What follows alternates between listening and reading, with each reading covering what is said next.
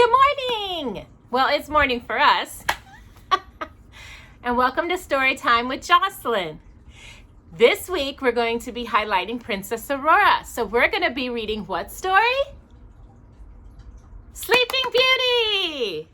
So, I'm going to go ahead and get started. This is part 1. So we're going to be reading 5 chapters of Sleeping Beauty from Jocelyn's Disney's Princess Treasury. Because this week we're going to have in 2 parts, today's and Friday's, and we're going to read the story of Sleeping Beauty. So I'm going to get started. Jocelyn, you ready? Yeah? We're happy today. All right. We are going to start the story of Sleeping Beauty, based off of Walt Disney's movie. Let us begin. Chapter 1. One morning, in a faraway kingdom, a long time ago, a princess was born. It is said that the morning sun rose early that day just to see the child. So lovely was she. As the sun filled the old castle with golden light, King Stephen and Queen Leah smiled at their daughter with hearts full of joy. For many years they had wanted a child, and finally their wish had come true. "We shall call her Aurora," said the queen, "for that is the name of the sunrise, a name of hope and light." When the herald announced the birth, the townspeople spilled out of their houses and ran to the palace courtyard. "Hail, Aurora!" they shouted. "Live long the princess!" They laughed and sang and rejoiced as if the child were their own. News of the princess quickly spread, and a great many people were invited to attend a grand celebration. They came laden with gifts from lands near and far. The most honored guests were King Hubert and his son, Prince Philip. King Hubert, who ruled a nearby land, was a round, jolly fellow with a white mustache and a beard and a hearty laugh. For many years, he had been King Stephen's closest friend. Can you see Princess Aurora yet? Not yet. She's sleeping right now. I wonder what that's gonna mean. As Prince Philip bowed to King Stephen, his blonde hair fell over his eyes. The 2 kings chuckled, exchanged a warm glance. "Hubert, I have long dreamed that our kingdoms would unite into one," King Stephen said. "If my daughter marries your son, my dream will come to pass." King Hubert's eyes lit up. "Then they shall marry," he said. "Let us decree it, Stephen."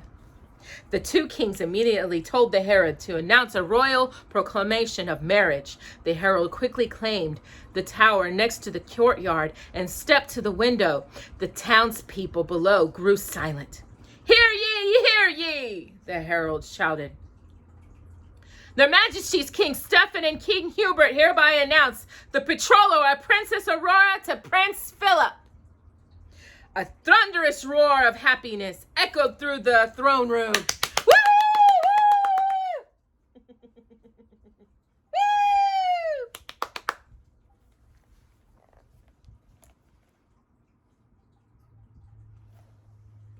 Do you know which one is King Hubert and which one is King Stephen? Slowly, Prince Philip went to the cradle where Aurora lay. He peeked inside and saw a red-cheeked baby. Her eyes were shut, her tiny hands clenched into fists. The young prince's lip curled in disgust. This was what I was going to be, my wife? A baby? As Prince Philip stepped back, the herald made another announcement. "Their most honored and exhausted excellencies, the 3 good fairies, Mistress Flora, Mistress Fauna, and Mistress Merryweather." A beam of light shimmered down through the window, and in that light, there were 3 tiny speckles. All the court visitors stared in awe as the sparkles slowly grew into shapes of 3 plump, winged fairies. Each had full rosy cheeks and a kind, gentle face, and each had a magic wand and was dressed in a cheery gown of their own favorite color. What's yours? Flora's gown was red. Fauna's was green, and Merryweather's was blue. The fairies floated lightly to the cradle and peeked inside, cooing with delight that they made quite a fuss, calling the baby precious and little darling. Then, remembering where they were, they rushed over to the king and queen and curtsied. "Your Majesties," Flora announced, "each of us the child may bless with a single gift. No more, no less." Flora stepped to the cradle, waved her magic wand in the cradle, and said, "Little princess, my gift shall be the gift of beauty." Then she chimed and chanted, "One gift, beauty rare, gold as sunshine in her hair, lips that shame the red, red rose. She'll walk in springtime wherever she goes." So who's Merryweather and who's Flana and who's Fauna? Remember, red, green, and blue. Suddenly, brightly colored sparkles swirled together high above the cradle, spinning round and around, and they transformed into beautiful flowers, and they fell gently around the baby princess. Then Flana stepped forward, waved her magic wand, and said, "Tiny princess, my gift shall be the gift of song. Melody your whole life long." A bright whirl of colors appeared again. Inside it is a magical image of a girl, and a castle appeared. On the girl's finger was a nightingale singing sweetly. At last, it was Merryweather's turn. She went to the cradle with her wand and said, "Sweet princess, my gift shall be the..." Boom! A huge crash echoed through the throne room as the castle doors blew open with the fury of a tornado. Oh my gosh, what's going on? Merryweather ran to the other fairies in fright. The king and queen stood up, their robes whipping around them. Banners snapped in the wind, and hats and helmets blew off of their heads. With a sudden crack of thunder, the room grew dark. Then a bolt of lightning struck the center of the room. Hissing green flames shot upward from the floor. Terrified, the townspeople backed away, gasping. "Ah, ah, ah." A dark figure appeared in the flames, and the figure of a tall, narrow woman, shrouded in black. She held a long, thin staff with a growing knob on top. It's glowing, and an ugly black raven perched on the knob. Her hard face was calm, but her eyes burned with fury. She stared around the court, finally fixing her gaze on the king.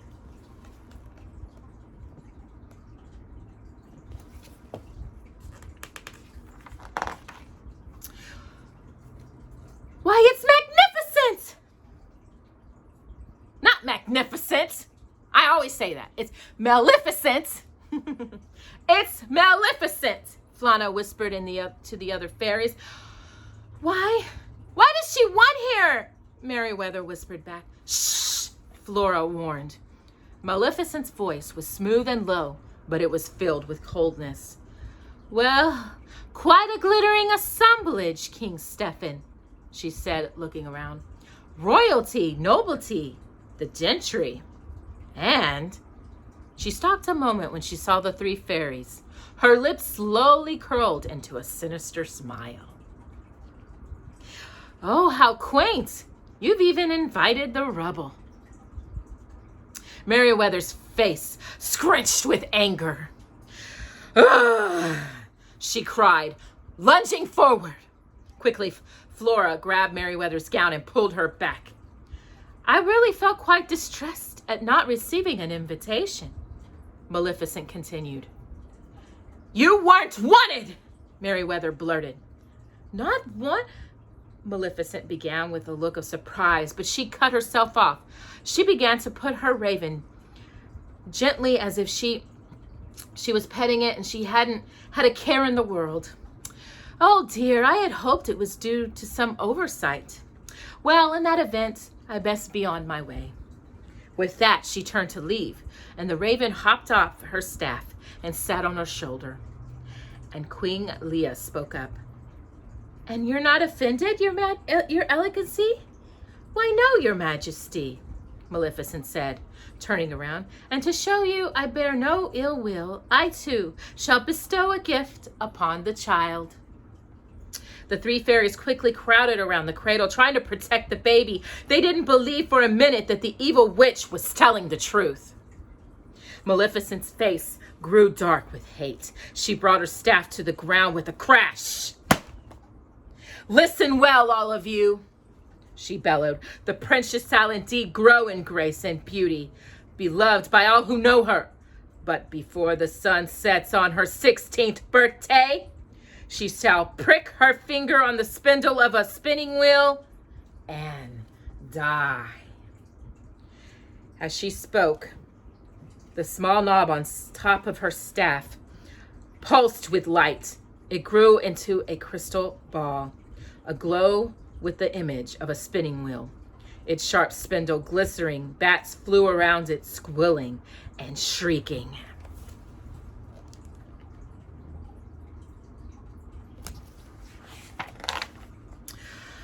Oh no! The queen cried out. She ran to the cradle, lifted her tiny girl, and held her tightly. Maleficent threw back her head and crackled wildly. Seize that creature! The king shouted to his guards. But as the men ran toward Maleficent, green flames shot up all around her. Stand back, you fools, she commanded. The guards stepped in their tracks, and they stopped as Maleficent disappeared in a brilliant flash of fire and smoke. In the shocked silence that followed, the king went to comfort his wife. Beside them, Flora said softly, Don't despair, your majesties. Merryweather still has her gift to give. Can she undo this fearful curse? The king asked. Merryweather bowed her head. Oh no, sire. Maleficent's powers are far too great, Flora added. But Merryweather can help, Flana said brightly. But, Merryweather protested. Just do your best, my dear, Flana urged. Yes, go on, Flora whispered. Merryweather took a deep breath, then waving her wand, she chanted. Sweet princess, if through this wicked witch's trick a spindle should your finger prick, a ray of hope still may be in this gift I give to thee, not in death, but just in sleep. The faithful prophecy you'll keep, and from this summer you shall wake when true love's kiss the spell shall break. Would Merryweather's spell truly protect Aurora from death? King Stephen did not want to find out. He immediately gave an order for all the spinning wheels in the kingdom to be burned. A fire soon blazed in the royal courtyard, and it fueled by spinning wheels, new and old, but the king was still not satisfied. He had seen Maleficent's power, and perhaps she would simply create a spinning wheel by magic. Something else had to be done to protect Aurora. But what?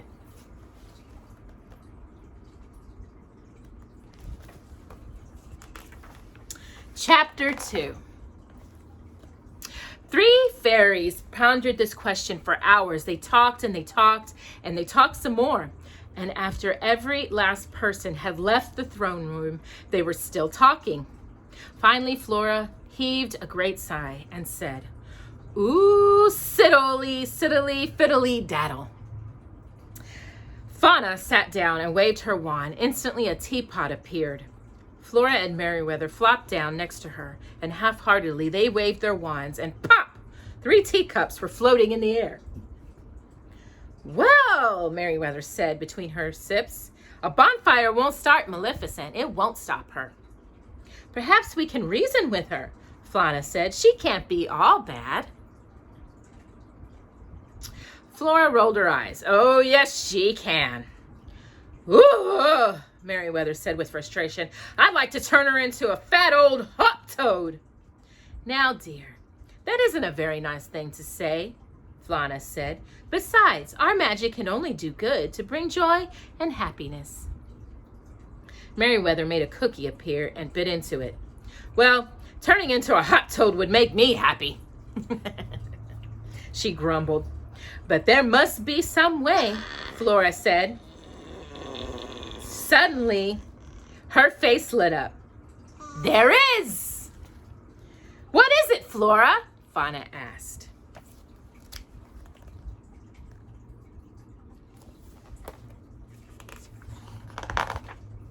Shh, Flana replied. Even the walls have ears. Follow me. With a sweep of her wand, she made herself shrink to the size of a butterfly. Flora and Merryweather did the same. They flew across the throne room, trailing sparkles like 3 tiny shooting stars. On the table near the throne, there was a small decorative box. It was a gift for the baby princess with a silver cup and a spoon inside. Flora, Flana, and Merryweather flew inside and closed the box. Now no one could hear them. I'll turn the princess into a flower, Flora said, practically bursting with excitement. A flower can't prick its finger because it isn't any. She'll be perfectly safe. Until Maleficent sends a frost, Merryweather remarked. Flora's face sunk. Oh dear, you're right. And she'll be expecting us to do something like that. What won't she expect? Merryweather said bitterly. She knows everything. Oh, but she doesn't, my dear, Flana said. Maleficent doesn't know anything about love or kindness or the joy of helping others. Flana and Flora jumped up. That's it! It's the only thing she can't understand, and she won't expect it. She began pacing around deep in thought. Now we'll have to plan. Let's see. The abandoned woodcutter's cottage. Oh, of course, the king and queen will object, but when we explain, it's the only way. Explain what? Merryweather interrupted. About the 3 peasant women raising a fondling child deep in the forest, Flora explained. Oh, that's very nice of them, Flana said. What is Flana sitting on top of? Do you know which one Flana is?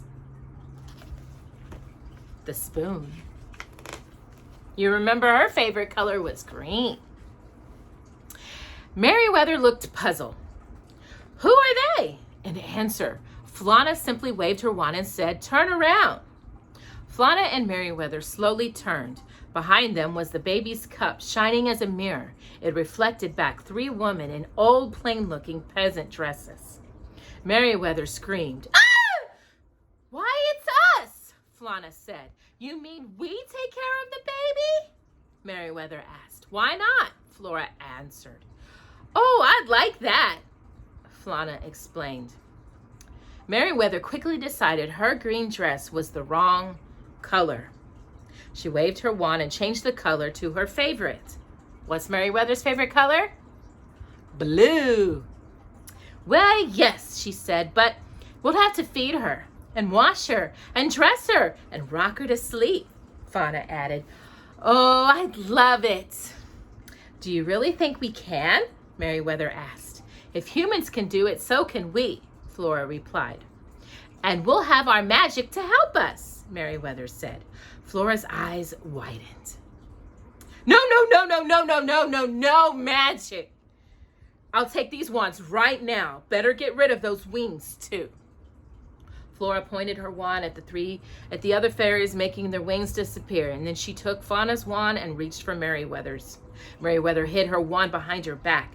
You mean live like mortals? She cried. For 16 years, we've never done anything without magic. Flora nodded. And that's why Maleficent will never suspect. But who'd wash and who'd cook? Merryweather asked.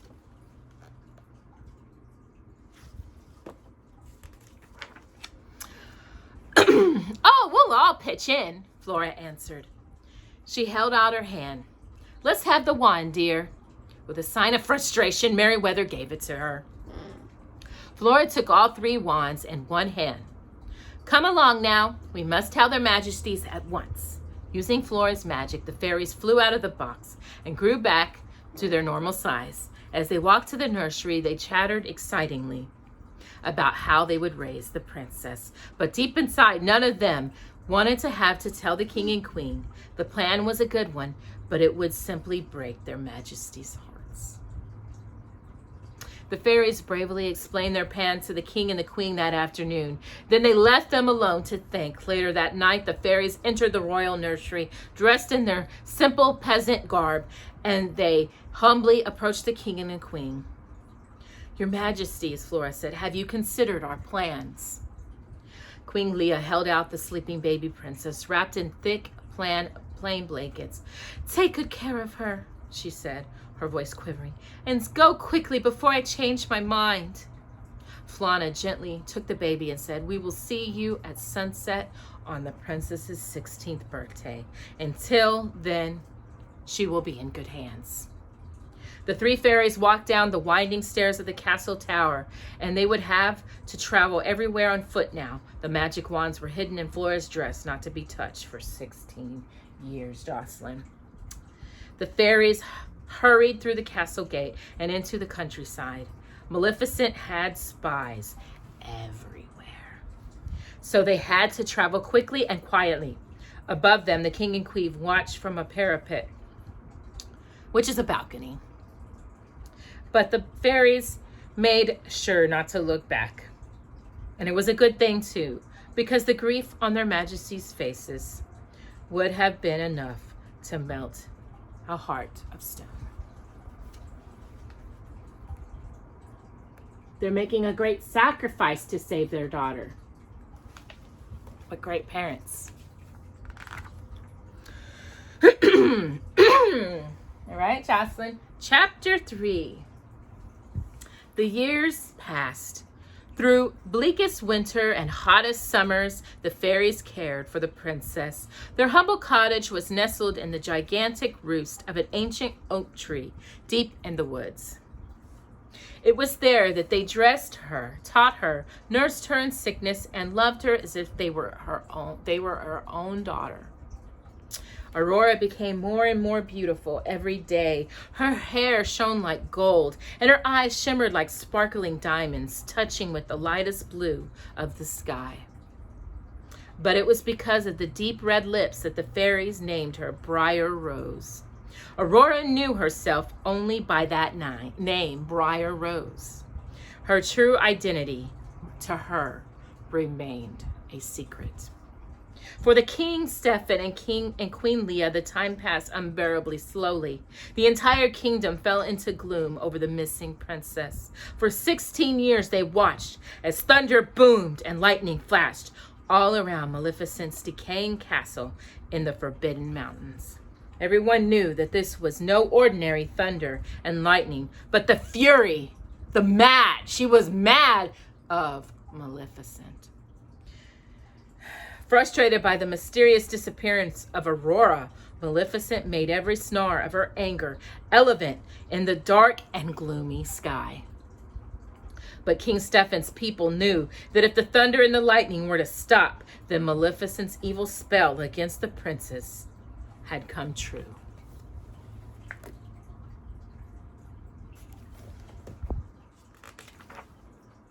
On the eve of the princess's 16th birthday, the noisy storm was louder than ever. Finally, the mood of the kingdom began to lift.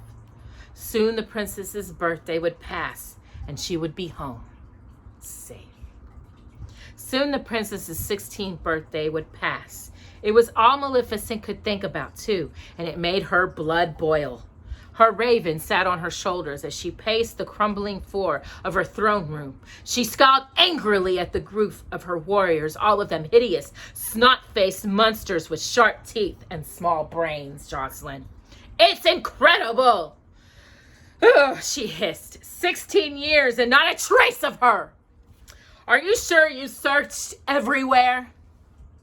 The warriors looked at each other dumbly. Finally, the leader among them spoke up. Yep, we looked everywhere. The town, the mountains, the houses, and, let me see, all the cradles." Maleficent stared at him. "Cradles?" she said, her eyes ablaze. "All these years you've been looking for a baby?" She threw her head back and shrieked with laughter. One by one, her warriors began to laugh too. "Idiots!" Maleficent shrieked. "Imbeciles!"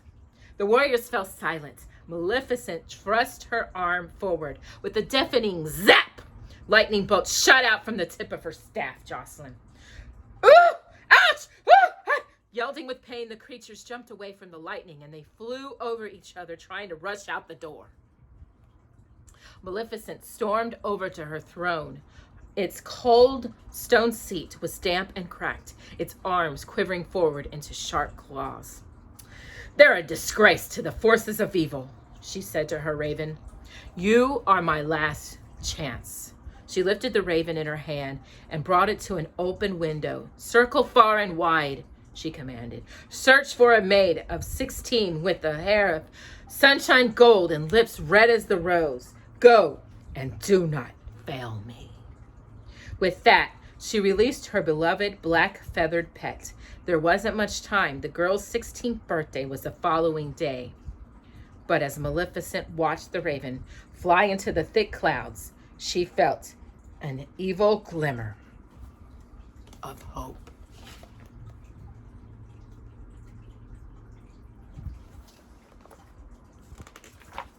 Chapter 4. The morning sky promised a beautiful day for Briar Rose's birthday. The fairies flitted around the cottage with excitement. By day's end, the spell would be broken and they would be taking Briar Rose back to her real home. Before they did, they planned to give her a wonderful surprise party. First, they sent Briar Rose outside to pick some berries, and then they sent off to work. "Oh, will she be surprised?" Flora said with glee. "A real birthday party," Merryweather squealed. "With a real birthday cake," Fauna added. Flora opened a trunk and took out a sheet of lovely material and a dress a princess could be proud of. Merryweather headed for the stairs. "I'll get the wands," she blurted. "No!" Flora shouted. "No magic!" "But the 16 years are almost over," Merryweather pleaded. "No, we're not taking any chances," insisted Flora. Merryweather started to pout. "But I've never baked a fancy cake." "You won't have to, dear," Flana said. "I'm going to. It'll be 15 layers with pink and blue forget-me-nots." She began pulling pots and pans from a cupboard. "And I'm making the dress," Flora said, plotting an armful of thread and fabric into Merryweather's arms.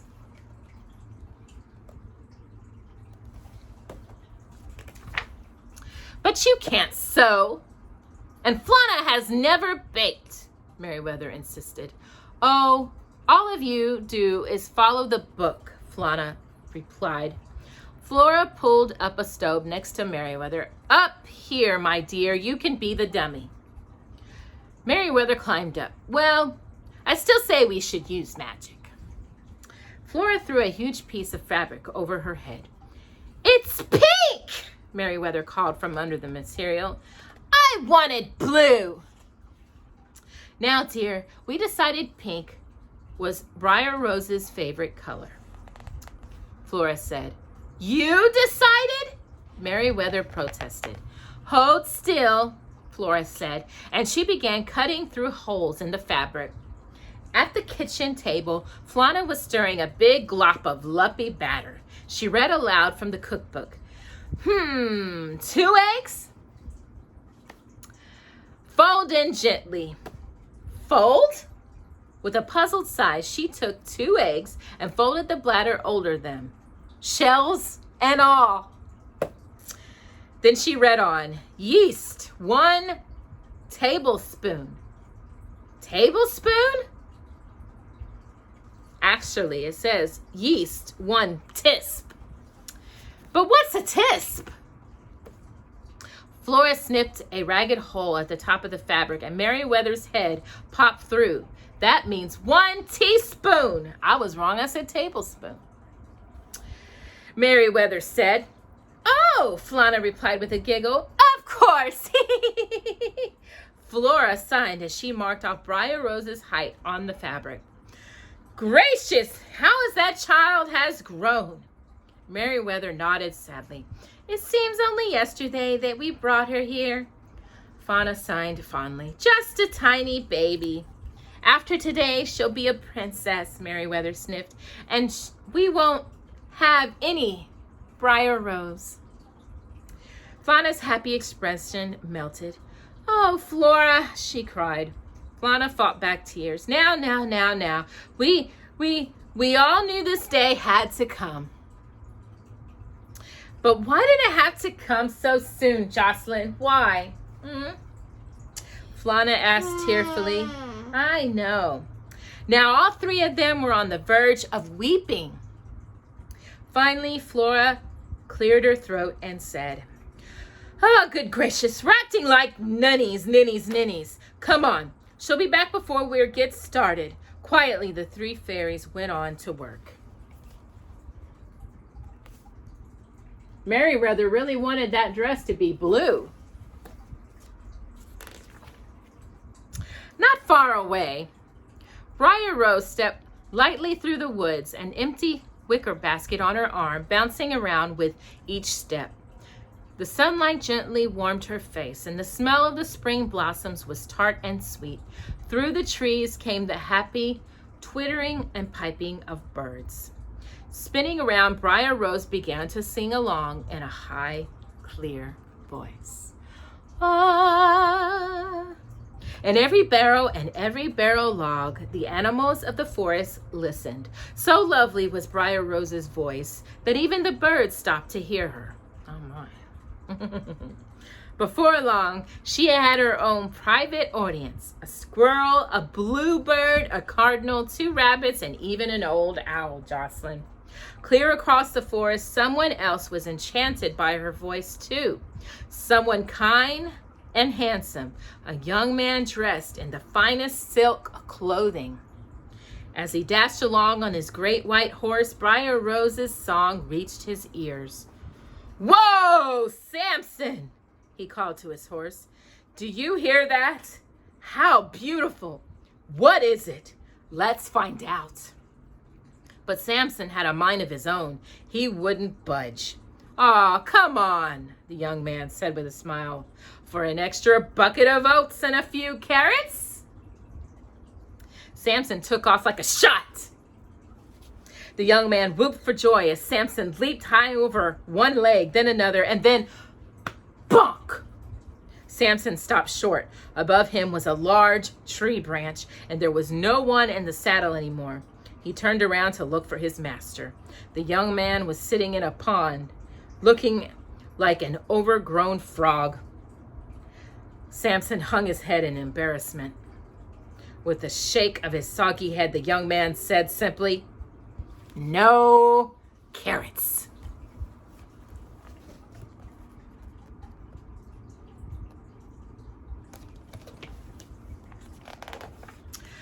Dozens of forest animals now surrounded Briar Rose as she continued to pick berries and sing.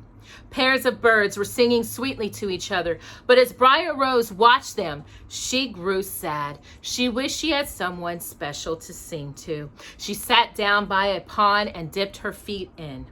Through the trees, a castle loomed in the distance. Maybe a young prince lived there, she thought, or even a stable hand, someone she could share her happiness with.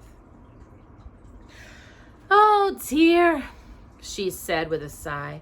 Why do they still treat me like a child? Who? The owl hooted. Aunt Flora and Fauna and Merryweather, Briar Rose replied. They never want me to meet anyone. She looked around at the sympathetic eyes around her and smiled. But you know something? I fooled them. I have met someone. Who? Who? The owl repeated. Oh, a prince, she said. The birds lighted on branches and stared. The chipmunks and squirrels quickly gathered at her feet. He's tall and handsome, Briar Rose said, and so romantic. We walk together and talk together, and just before we say goodbye, he takes me in his arms and... The animals leaned forward, their eyes wide with expectation. The only sound was the breeze rustling in the trees. Briar Rose signed again. And then I wake up, she said, quietly, her shoulders slumping. The animals sat back, as disappointed as Briar Rose. Yes, it's only a dream, she said. And they say if you dream a thing more than once, it's sure to come true. And I've seen him so many times. Briar Rose was so lost in her thoughts that she didn't notice a squirrel scurry along a tree branch and then return a few minutes later. One by one, the little squirrel got the attention of the cardinal, the bluebird, the two rabbits, and the owl. Quietly, they slipped away to another part of the woods. There they found another small pond and a young man drying his clothes on a branch. You know, Samson, the young man said, that voice was too beautiful to be real. Maybe it was a mysterious being. He had his head back to the animals. His cap and cape were on the branch, Jocelyn. His two boots on the ground. Quickly, the squirrel ducked under the cap and carried it away. The birds and the owl flew off with the cape, and each rabbit hopped away on one boot. What do you think animals are gonna do? Behind them, they could hear the man shouting, "Hey, stop!" They raced through the woods, and as they got closer to Briar Rose, they arranged themselves in a special way. The owl wore the cape, the ends of which were carried by the two birds. On the owl's head was a cap, and with the squirrel squinched inside it, its tail sticking out of the back like a brown blum. Then the birds, the owl, and the squirrel positioned themselves right over the rabbits and the boots. Together, the animals had created the form of a tall man, more or less. When Briar Rose saw them, she laughed. Why, it's my dream prince. Then she said with a playful shyness, you know, I'm really not supposed to speak to strangers, but we've met before. Once upon a dream. The birds carried the cape closer to Briar Rose. She curtsied and said, Your Highness, I would be delighted. She held out her arms and began to dance. The rabbits hopped along nimbly in the boots. They giggled over the mossy ground and over soft beds of pine needles. Briar Rose threw her head back and imagined that the floating clothes had a real person inside.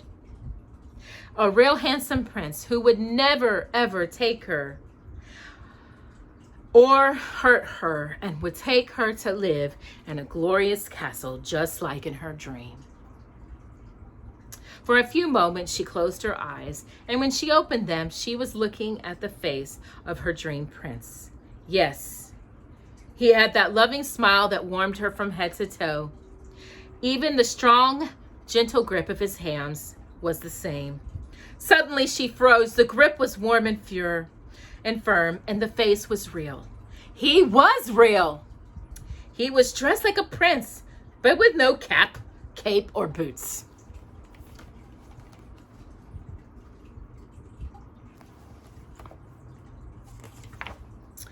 And he was the very first person Briar Rose had ever seen besides her aunts. Oh, she cried out, backing away. I'm awfully sorry, the young man said. I didn't mean to frighten you. It wasn't that, she replied. It's just that you're a stranger. The young man smiled. But don't you remember? We've met before. We, we, we have? Of course, you said so yourself. We met once upon a dream. Could it be? Briar Rose wondered. Could he really be the prince in her dreams? If you dream a thing more than once, it's sure to come true. Maybe the one old saying was right. For a moment, she let herself believe it. The young man began to lead Briar Rose in a dance. Her arms felt so strong. His arms felt so strong, just as she had imagined, and she looked deeply into his beautiful eyes. Who are you? He was whispering gently. What's your name? Briar Rose was so enchanted and entranced, she barely heard herself answer. My name? Oh, it's... Then she snapped back to reality. This was strictly against her aunt's rules. They had always told her to never talk to anyone. If they found out she was not only talking to a stranger, but dancing with them, they would be very angry, Jocelyn. I can't, she insisted, suddenly turning to run. Goodbye! But when will I see you again? The young man shouted after her. Never! Briar Rose called back. Never! Never? He answered, his voice softer. Briar Rose stopped. He sounded so sad, and she turned and saw his kind face looking at her with longing. Well, maybe someday, she said. When? Tomorrow? He asked eagerly. You should just go, Briar Rose told herself, but no matter how she tried, she couldn't stop the next words from coming out. No, this evening, at the cottage in the glen. Then she turned and ran away, hardly believing what she had just said and what had just happened. Aren't they making a beautiful couple? Chapter 5. It looked like a pile of mush or a sandcastle about to fall down. One thing it didn't look like was a cake. And that was exactly what Flana had meant it to be, Jocelyn. Of course, it was much firmer after it's baked, Flana said as the cake dripped off the table and onto the handle of a broomstick. Of course, dear, Flana said. And what do you think of the dress? Fauna turned. Merryweather was still standing on the stool, but now she looked disgusted, and it was no wonder. Flora's dress resembled a circus tent that had been left out in a tornado. In a word, it was horrible. But Fauna was too polite to say so. Perhaps I should add a little more ruffles, Flora said. What do you think? I think so, Flana answered. But, what do you think, Merryweather? With a snort of frustration, Merryweather said, I think we've had enough of this nonsense. I think we ought to think of what she'll think of this mess, Jocelyn. As Merryweather hopped down from the stool, the dress fell to pieces. She marched right up the stairs. I still think what I thunk before, and I'm going to get those wands. Flana shrugged hopelessly. I think she's right. Flora knew she had to give in. They couldn't disappoint Briar Rose on her last day in the cottage. But using the wands could be dangerous. Look at that cake. It does look good, though. But why is she haven't baked it yet, but she has candles on it? That is what I never understood about the book or the movie. They gave off powerful light that twinkled with magic dust. If any of that light were to escape the cottage, maybe, just maybe, someone outside was spotted. Surely Maleficent's spies were still searching for the princess. Right, Jocelyn? All right, Flora said, but we can't take any chances. Lock the doors, close the windows, plug up every cranny. Merryweather ran back up downstairs with the wands. In a fury, the fairies raced around, following Flora's instructions. They made sure even the tiniest nick hole in the cottage wall was plugged with a rag. Then they each took hold of their tiny magic sticks that were once so familiar to them, and with a grave wave, they really began to prepare for the party. Zoom!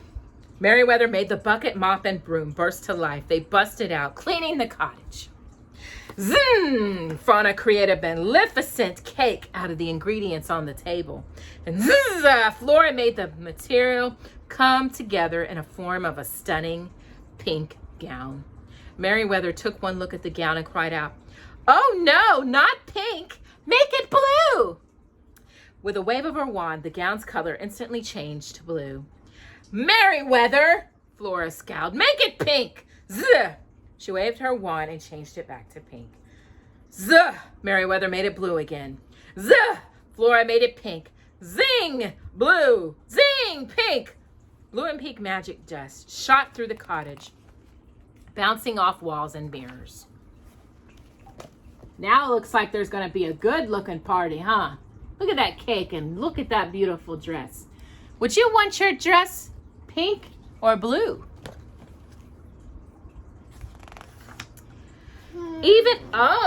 You want pink, Jocelyn? Even Flora and Meriwether's own dresses changed colors. Before long, they were shrieking with laughter. After 16 years, it felt so good to use their wands again.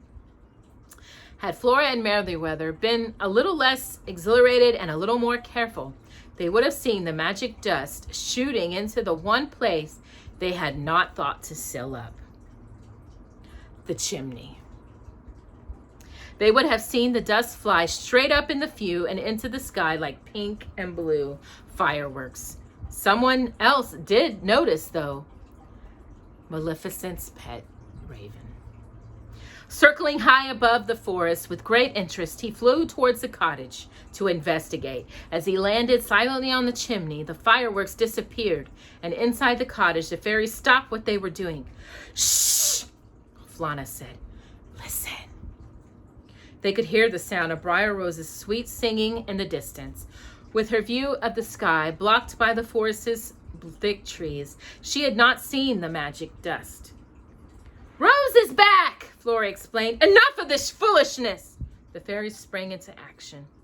Flana lit the candles on the cake. Flora turned Briar Rose's dress pink, then grabbed Fauna by the hand, and the two of them ran to hide on the stairs.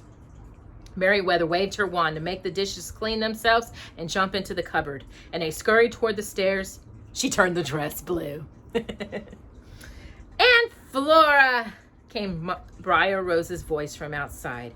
Flora's eyes widened. "Good gracious, who left the mop running?" Sure enough, the mop was still in the middle of the floor doing a dance as it cleaned up. Can you spot the blue and pink sparkles coming from the chimney? "Stop, mop!" Meriwether called out, sweeping her wand from left to right. As the mop fell limply to the floor, the door opened. "And Flora, Fauna, Meriwether!" Briar Rose called. "Where is everybody?" She left the door open behind her, not noticing the raven that had peered into the cottage. As she walked in, she saw the dress and the cake. "Oh!" she gasped. "Surprise!" the fairies yelled. "Happy birthday!" Laughing, Briar Rose threw her arms around each one. "Oh, you darlings, this is the happiest day of my life." She whirled around in a circle as the fairies looked on proudly at their work. "Oh, just wait till you meet him." The fairies smiled, vanished. "Him?" Flana repeated. You've met some stranger?" Flora asked. Briar Rose smiled. "Oh, he's not a stranger. We've met before." "Where?" Meriwether insisted. "Once upon a dream," Briar Rose softly replied. She began wassailing around the room, singing to herself. The fairies looked at each other and their jaws open in shock. "She's in love," Flana said. Meriwether almost fainted. "Oh no, this is terrible," Flora cried. Briar Rose swept by Fauna and took her arms, dancing her across the floor. "Why?" she asked. "After all, I am 16. "It isn't that, dear," Flora said nervously. Flana took hold of Briar Rose's shoulders to stop her from dancing. "Rose, you're already betrothed." Briar Rose looked blankly at her. Betrothed? You mean engaged? Since the day you were born, Meriwether said. To Prince Philip, dear, Fauna added. But that's impossible, Briar Rose said. How can I marry a prince? I'd have to be a... Jocelyn, what would she have to be if she was going to marry a prince? Huh? What would she have to be? Her voice trailed off. She realized there was a reason she'd been there all these years, a reason why she wasn't supposed to see anyone else. Meriwether finished her sentence. A princess, she said, cursedly deeply. And you are a princess, dear, Fauna said. Is the dress pink or blue?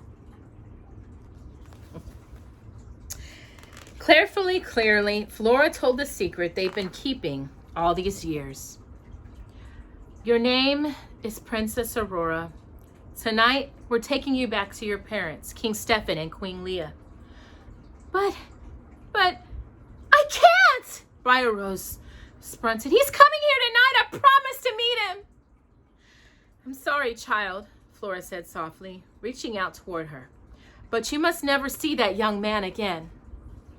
Nothing could have wounded Briar Rose more than those words.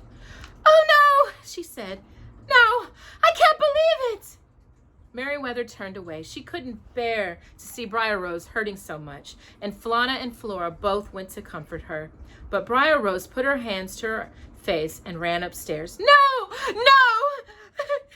She kept crying, her voice choking with grief. The first floor became grimly silent. All the fairies could hear were the muffled sobs from Rose's bedroom. Meriwether sighed. Shaking her head, she looked out the window forlornly. And we thought she'd be so happy, she murmured. She looked out at the peaceful forest. Her eyes gazed with tears. A large bird flew away from the cottage, but she didn't take much note of it.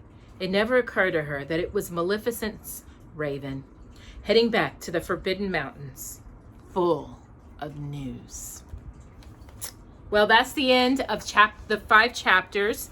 On Friday, we'll be reading the rest of the story. What do you think's going to happen? I mean, the raven is going to go tell Maleficent. What do you think's going to happen?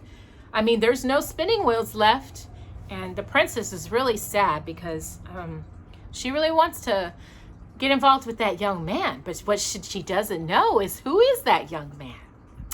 Well, we'll see you on Friday, and I hope you bared with us through this story. Jocelyn sure did. She's smiling. She enjoyed it. And we will see you Friday for the rest of Sleeping Beauty and the story of Princess Aurora. Have a blessed rest of your week. Bye-bye.